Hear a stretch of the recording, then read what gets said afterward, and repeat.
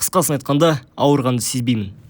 Дүйсенбі, қарапайым күн, әзірше. Мен үйде оттым. Басқа не істеймін енді? Дала суық, ал менің қарным ашты. Сол үшін тамақ пісіруді шештім. Сковородка алдым, плитаға қойдым, тамағымды пісіріп бастадым. Тамақ пісіріп жатқанда мен саусағым байқамай сковородкаға тиіп кетті. Ойбай қасқа. Уф деп үфірдім. Бірақ тоқта. Дым ауыртқанда жоқ қой? База жоқ. Тамағымды пісіруді жалғастырдым. Бір кезде көп мөлшердегі ыстық май менің алақаныма төгілді.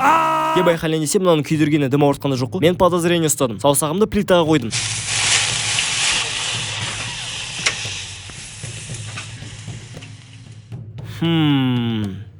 Мүмкін плита өшірілі шығар. Жоқ, қосулы. Өте қызық екен. Неліктен осылай болып тұр? Мен уайымдап бастадым. Өзімді шымшыдым, бетімді ұрдым. Мен шынымен ауырғанды сезбейтін болдым ба? Бақ шіркін. Керемет қой бұл. Бірақ тамағым күйіп кеткені керемет болмады енді. Мен досыма бардым. Оған ештеңе сезбейтінімді айттым. Ол таң қалды. Маған сенбеді. Мен шынымен дедім. Прям дым сезбейсің ба деді. Иә, менің бетімнен ұрды.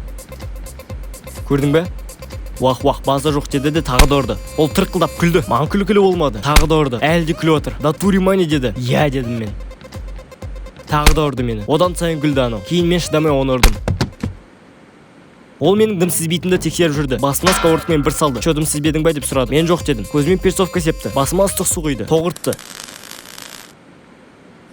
Ноутбугымның ішіндегі бүкіл өміріме керек файлдарымды кетірді. Мен дым сезбедім. Ол одан сайын таң қалды. Ондай қабілетті сен қайдан алдың деп сұрады менен. Ал мен оны қайдан алғаным есімде жоқ болды. Осы шансты пайдалану керек деді ол маған. Қандай мақсатта деп сұрадым. Адамдарды қорғай аласың деді. Ештеңеден қорықпауға болады, себебі сен ешқандай ауруды сезбейсің ғой. Мен оған дедім де сосын кетіп қалдым. Сөйтіп бірнеше күн өтті. Менің денемде көп жарақаттар пайда болғанын байқадым. Аяғымда, қолымда, бетімде, аузымда. Ауру сезбесем де бұл менің өміріме жаман әсерін тигізіп жатыр. Но бірақ мен дым сезіп жатқан жоқпын ғой. Так что бәрібір. Бір кезде менің қызым соқты. Маған мені жақсы көрмейтінін айтты. Жақсы, мен де сені жақсы көрмеймін дедім. Че-то жеңіл болып кетті ма да? Махаббат сериалының режиссерлары мені давно жұмыстан шығарып тастар еді. Менің өмірім уже бұрынғыдай емес. Бұрынғыдай бір өзім қараңғы жерде жүруді қорықпаймын. Егер де біреу тиісіп жатса да, дай фиксим, қырыла беріп, ұтылсам да, қолымды сындырса да, бетіме бір тепсе де, по-любому соңында жалығып кетеді. Пистолетпен атса да сол баяғыша жүре беремін. Енді кішкене бас айналғаным болмаса енді атак нормально. Сөйтіп өмірім өте берді. Бір күні мен далада жүріп жатқанда мені көлік қағып кетеді.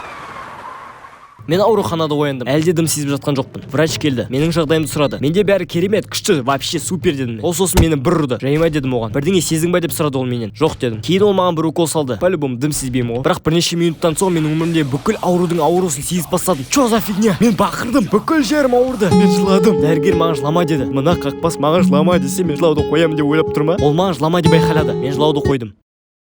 Ауырмаңдар адамдар. Қысқасын айтқанда, ауырғанды сезбеймін.